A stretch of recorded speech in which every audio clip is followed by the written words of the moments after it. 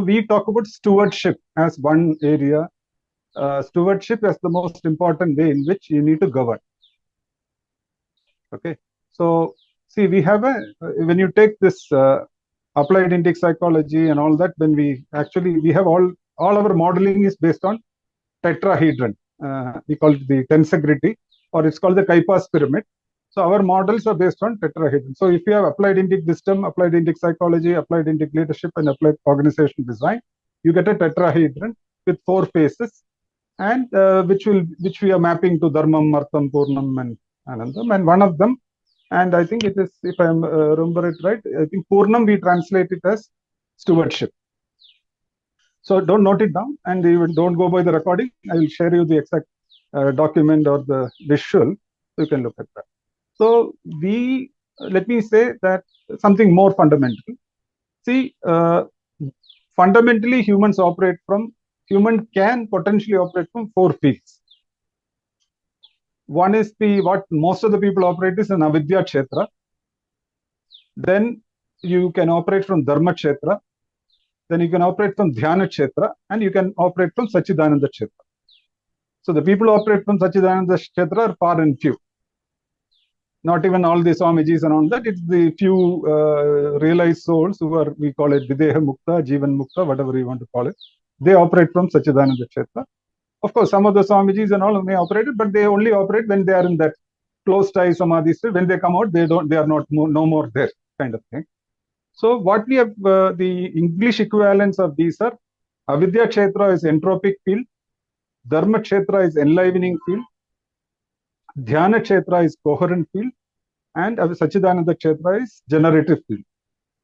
So what our premise is, unless a corporation or its leadership and predominant players in that corporation at least operate from the enlivening field or the dharmic field, no kind of dharmic governance come into play. So you can have all the structures, but if you have people who are in avidya kshetra, who are either, say, fueled by their fears or by their greed or their anger or their jealousy, it will not be sustained. So that's why we work on inner transformation of leaders, whereby we enable them to shift from avidya kshetra to dharma kshetra and operate from there.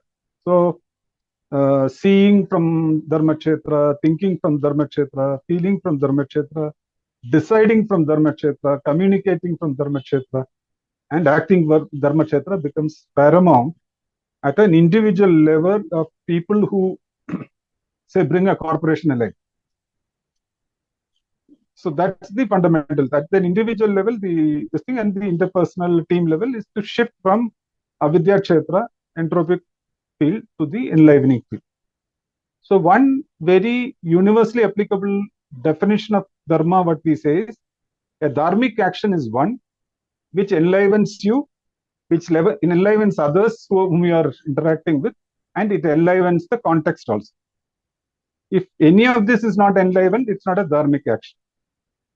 It's not a dharmic thought. It's not a dharmic decision, whatever. So this is a very holistic, straightforward way of defining dharma kshetra, not going into, otherwise then Swadharma, then Vaishya Dharma, Kshatriya Dharma, all that will come. So we are saying anything, any disposition where the person is coming alive, the others in this thing is coming alive, and the context also is alive, is a dharmic field. And the dharmic, say, expressions, manifestation from that field.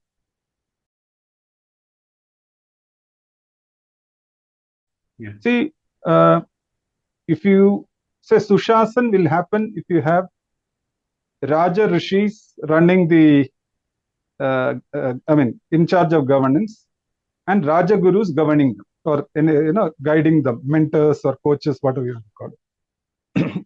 So if you have a Janaka kind of Raja Rishi, and you have a Raja Guru like, say, Vasishtha, then you are talking about a Sushasana. So if you have a Lord Rama as the dharmic ruler, further guided and put on a dharmic track, not only when he is actually doing Shasan, but when the child was born through Yoga Vasishtam and Vasishtha grooming and then Vishwamitra grooming and all that, there is a building of that Shasaka through multiple things. And not only that, he has to go through his own 14 years of vanavasa and all that. Then the person becomes ready through a process of penance to become a Sushasaka. So we call it the Raja Rishi kind of thing. Janaka is this thing, because when you say Lord Rama, then it becomes too aprapya kind of thing, too idealistic. Oh, so we can't go there. But Janaka is a classical thing, Janaka is, of course, at one level is more enlightened also. Janaka even say, tests rishis. Rishis are sent to Janaka for testing kind of thing. So whether it is Shuka and all that kind of stuff. So one is a Raja Rishi framework model is available. More on this, Prasadji will be able to, or we can have a conversation. I will have a word with Prasadji after this, and we will see how much ever we can enrich your PhD. We'll be very, very, very glad to do that, because that's what we stand for. Then, if you take a Raja, and you need people to guide you. A Raja Rishi and a Raja Guru kind of people are the people who operate from either Anahata or above. Now, when we talk about all the Avidya kind of Avidyaik leaders, they operate from, say, all that lower chakras, where their control and all that, whatever I have described earlier. But Anahata opens your heart, compassion. Vishuddhi is your self-expression based on some level of, if not enlightenment, a larger good kind of thing. Then, of course, we go into Ajna and beyond. We are not. So somebody like a Raja Guru is at the Ajna chakra level, let us say. And then even a Raja Rishi has to be somewhere there to do that. But at least if you have a Vishuddhi level, this thing in leaders, then we are talking about the kind of governance that you are trying to talk about as Sushas.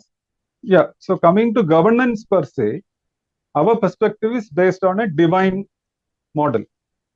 It's not based on what, say, let's say, for example, what Kautilya said or what somebody else said.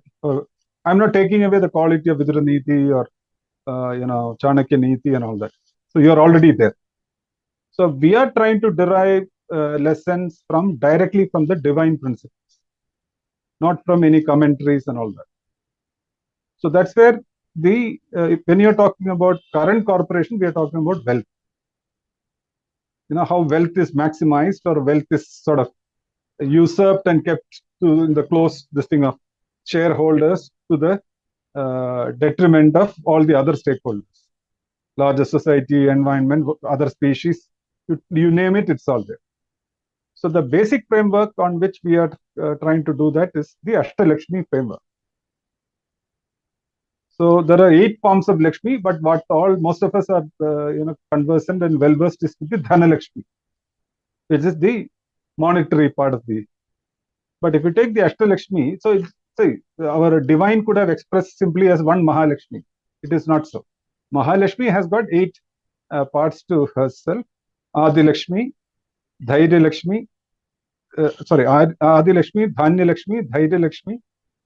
Then you have Gaja Lakshmi, Santana Lakshmi, Vijay Lakshmi, Vidya Lakshmi, and then Dhana Lakshmi. Okay. Now the challenge is that the world we live in, every other Lakshmis, the 7 Lakshmis are at the mercy of Dhana Lakshmi. That too a tamasic form of Dhana Lakshmi is what our people are after. Humankind is after. So every other Lakshmi, whether it's Adi Lakshmi, whether you talk about spiritual well-being, if you take Dhanya Lakshmi, which is all that botanical species, if you take Dhairya Lakshmi, look at the inner well-being, inner peace, whatever, mental well-being, all that. If you take Santana Lakshmi, whether current generation, future generations. If you take Gaja Lakshmi, all that, say, zoological, all other species on the planet. And then if you come to definition of Vijaya, come to definition, and Vidya is, you can take turmeric from India and then do some jugglery and then say, I have patented turmeric, or I can take Basmati from India, grow it in Texas and say Texmati, and then only if you pay me IP, you can get the stuff. So everything has been sort of monetized or hyper monetized. So hyper monetization and what we call the is at the cause of most of the problem here.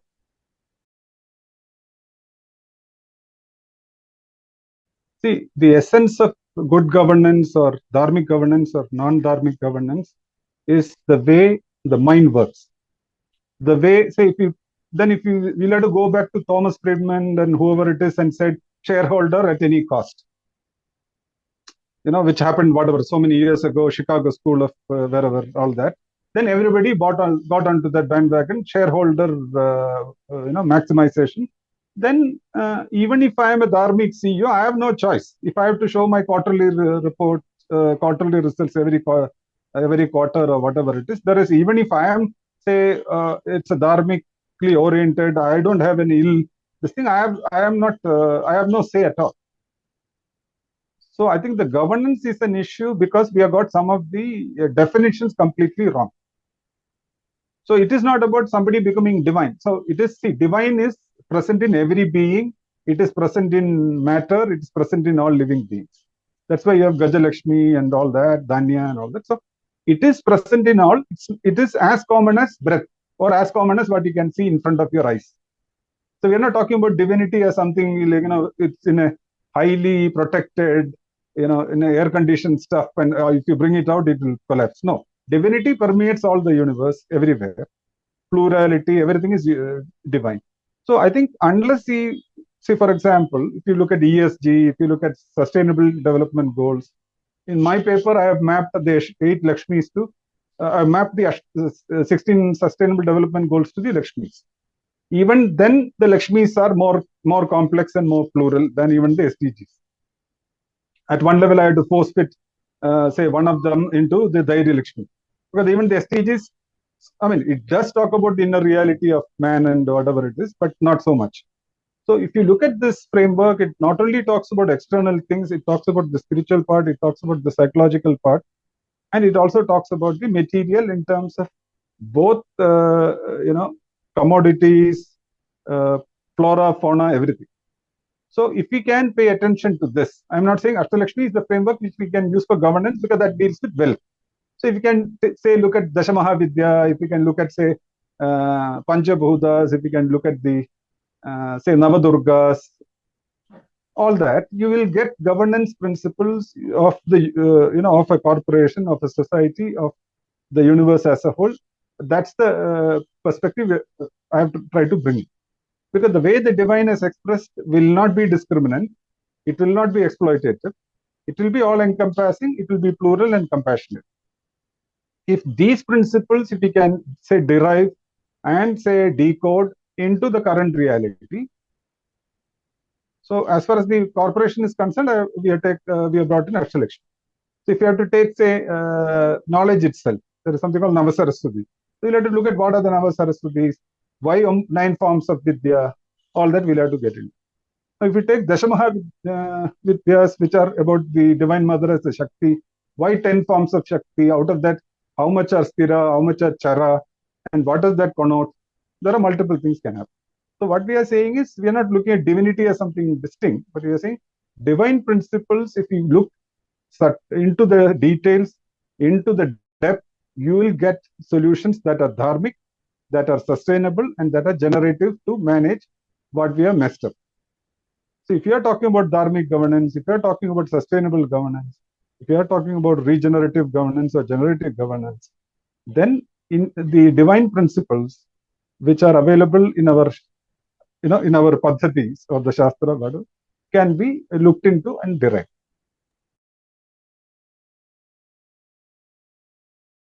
I would like to go with the word diversity is the nature of diversity is the true nature of reality. Right. So whenever you have reductionist definitions of success or parameter metrics, you are setting up things for disaster. When you say profit maximization, you have lost it. Because that's one single parameter you are trying to drive at the cost of multiple parameters. So multidimensionality and plurality is the real nature, reality of nature and divine. Pluralism, plurality, whatever you want to call it, that's the true nature. Okay. Now, if you accept there is everything is plural, then who are you to include and exclude? You are one of the plurals, right? So mankind is one, or human is one of the plural expressions of species or life forms and all that. But we are saying that we are the masters of the world, so we will include based on our convenience or what is useful to us, what is not useful to us, and all that kind of stuff. So if you can go slightly behind diversity and inclusion, especially diversity, I'm okay. Inclusion, it still is a notion that I am in charge. I will include or exclude, which is also not taking us far. So if you say diversity and plurality, then that's the thing. For example, let's take anything like you have yama and niyamas in yoga. We don't have one yama and one niyama. We have 5 yamas and 5 niyamas. Right. If you take the Buddhism, they talk about Ashtamarga. Right. Then you have Jainism, they have something similar. So any binary, unitary definition, perspective, reductionist way of looking at the world is at the root of all non-dharmic ways of governing or non-dharmic ways of engaging with the world. So when you're engaging itself in a dharmic or a unsustainable way, whatever rest you build on will be unsustainable. So at the heart of it, you'll have to be plural. So at least say 4 parameters or 5 parameters you'll have to have. So even in your governance model, when you were to come out, if it doesn't stand the test of a pluralistic kind of a thing, like an 8 or a 7 or a 5 or whatever it is, you can look at multiple possibilities. It will not address the complex reality it is trying to govern.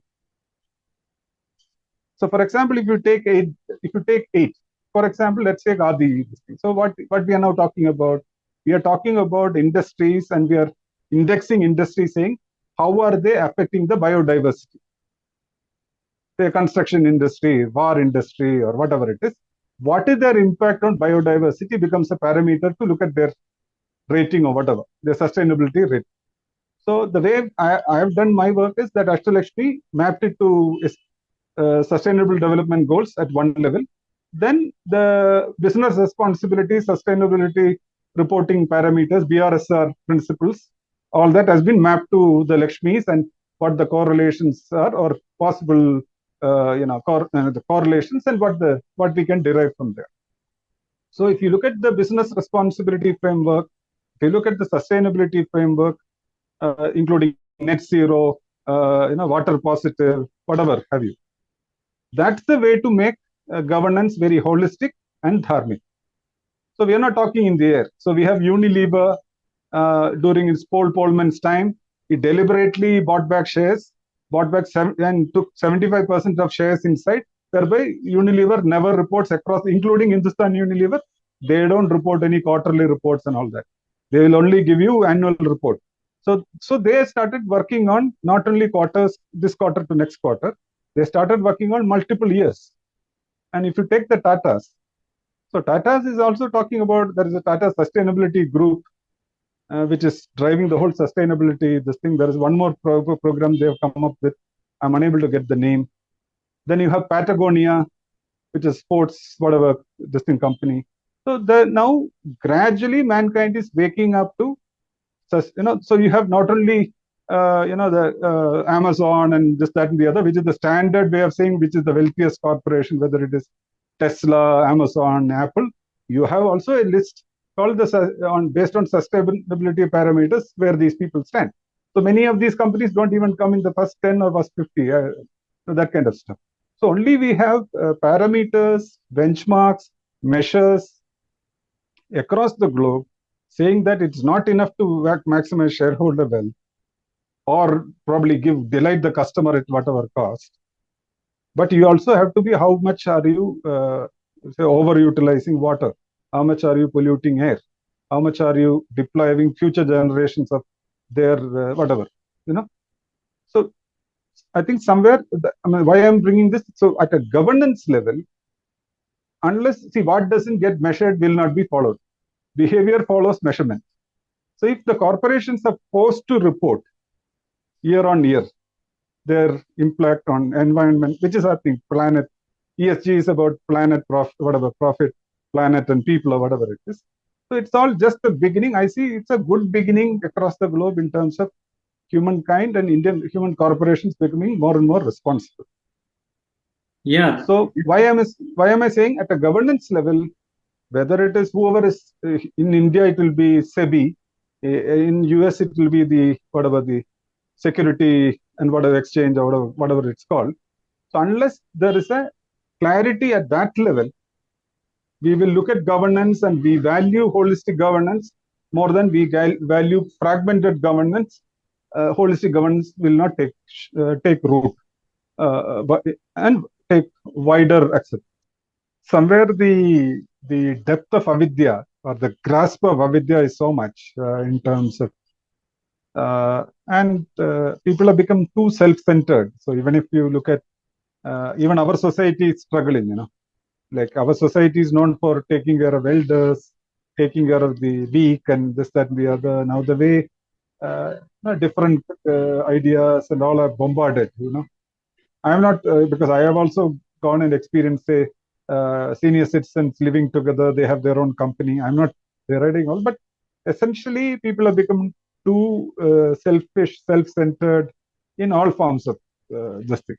So if you look at our families and all, it's because of the tyaga of the father, mother, then greater education for children. There is that much of a family. I'm not taking away the bickering within the family, husband and wife fighting. That's all part of the Leela, But there is some greater, good in mind. So father and mother sacrifices for the children's thing and all that. Somewhere all that is under tremendous attack by this consumerist. So if you have more houses only, you can sell more refrigerators, this, that, the other. If you live with your parents and all that, then one refrigerator. But if you split with your parents home one refrigerator and one washing machine, and yours home one this thing. And when your children are born, they also must live separately. So I think this need to create consumers by sacrificing the humanity of human beings at the cost of multiple. So people talk about, so you or me are just eyeballs, So for the advertiser, how many eyeballs are there in front of the screen? Not how many humans are sitting there, what they're taking in it. Nothing matters. So I think this over-conceptive, I call it the hyper-symbolic economy. A poor farmer who is really tilling the land under harsh sun really struggles to earn this thing. Somebody sitting in, say, Wall Street in front of some computer or some whatever, and he can trade, starting with the Japanese stock exchange, which opens the first, and he can keep trading in currencies, derivatives, and futures, everything. He will make as much money as this poor farmer will make in probably 50 generations.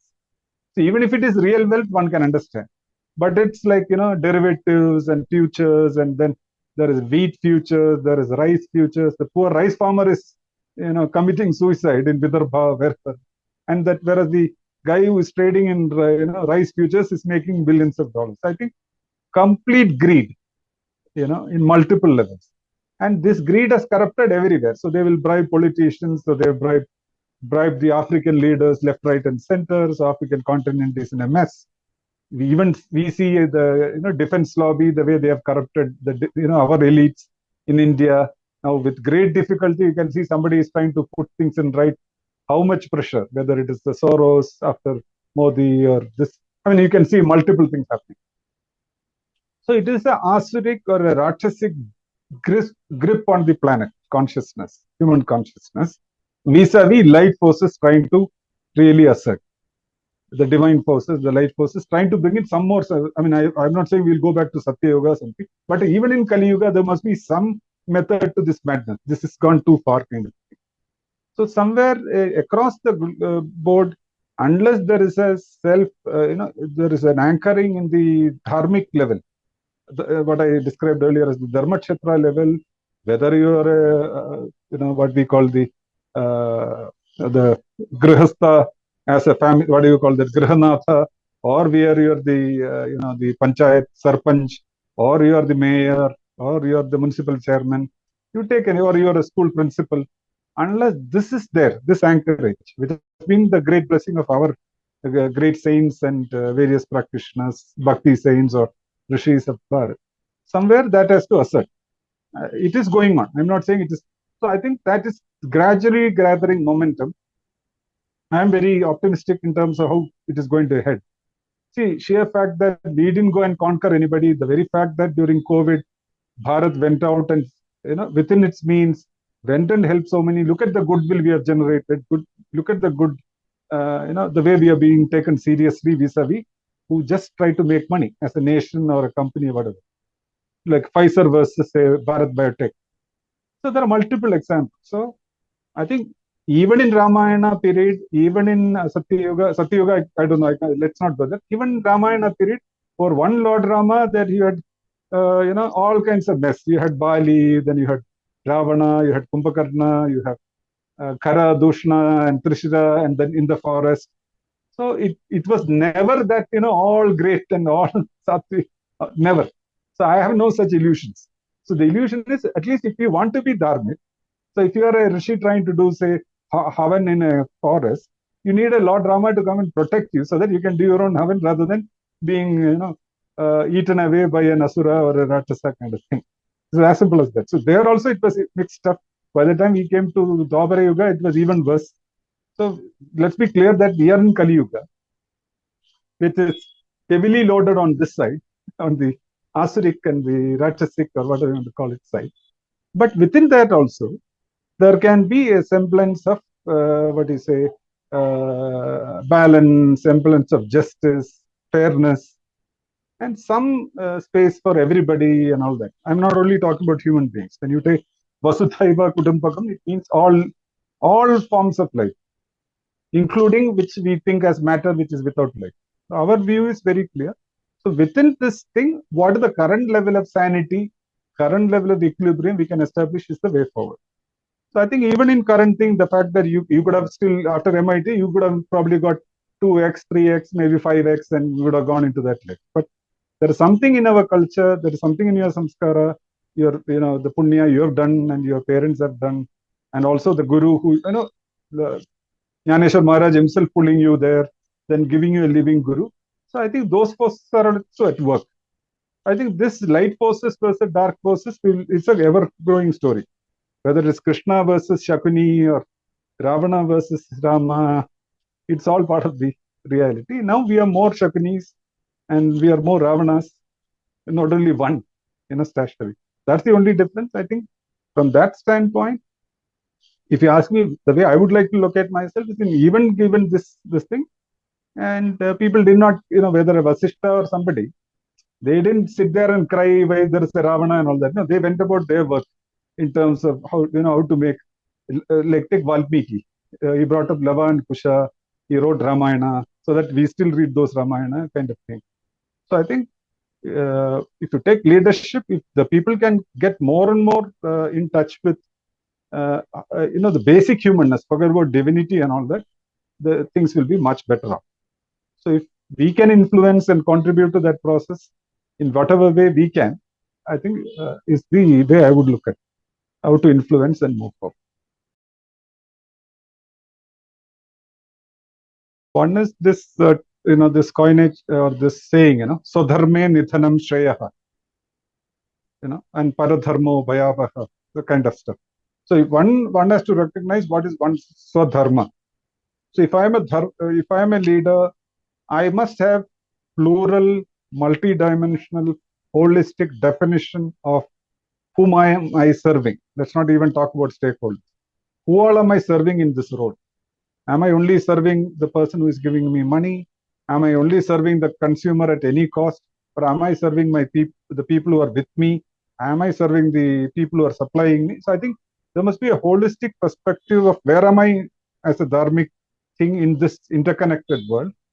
What are the gifts and blessings and support I am receiving, so that I can distribute what I need to distribute or serve, and who can nourish me and who I shall nourish. So this is called the role as a value adding proposition by Sri Raghu Anantanarayan, who is one of the founders. And he says then role taking becomes a sadhana. So any role, whether you're a leader, it's a sadhana. It's a spiritual question itself. So if you can define your whom are all you're serving in your role of interconnected roles, then do justice to that. from a clear sense, sense of stewardship and service orientation, I think anybody, any leader, any worker, whatever you want to call them, they will be able to do a dharmic way of working, dharmic way of living. And in doing this, also you need to do what is the dharma you have as a father, as a son, or a husband, or a daughter, or a wife, or mother, everything. So all that taken care of. It's not like work versus life, life versus something else, and all that kind of stuff. If you start looking at multiple roles, we are all having multiple roles, doing justice to all the roles in a fair manner, and then assuming every role as a service and a sadhana for one's own self-upliftment, I think is a very, very, what do you call it, at a condensed tattva level or an essence level of navigation, or a dashboard kind of thing, if you can build and start navigating your roles and your service and the value you bring to the world, I think even in this mad, highly asuric, highly this thing kind of world, you can still keep your head above water and still be a dharmic agent than an asuric agent. There are what is right and what is rightly mine. Everything is very clear. Even if you are a leader, you walk into a company or any other leadership, what are you serving, what you gain for it. And if you actually, if you are so adamant that you will be the Ratnakara, you will never become the Valmiki. And you say, I have a wife to feed, I have children to feed, so I will loot every fellow who is going in through my area, then you will continue to be the Valmiki Asta Nishada or whatever it is. But if you realize beyond that, I mean that's not the means. See, Valmiki is an extreme example. But if you take that, when that person realizes the extreme, it's the extreme form, dacoity, whatever. But if that level of realization in terms of this thing is, you get first Adi Kavi, Valmiki kind of thing, which is the highest possibility value. But even if you are not that, if you are doing whatever you're doing, and if your wife is saying, I want this gold necklace or diamond necklace, you bribe and do whatever and give it to me, you are simply being Ratnakara. And if you succumb to that, you will become more and more gone.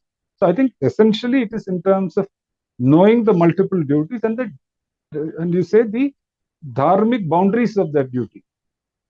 See, being a husband is a role, but you can't just cater to all the greed, everything of your wife, or all the whatever beyond your means.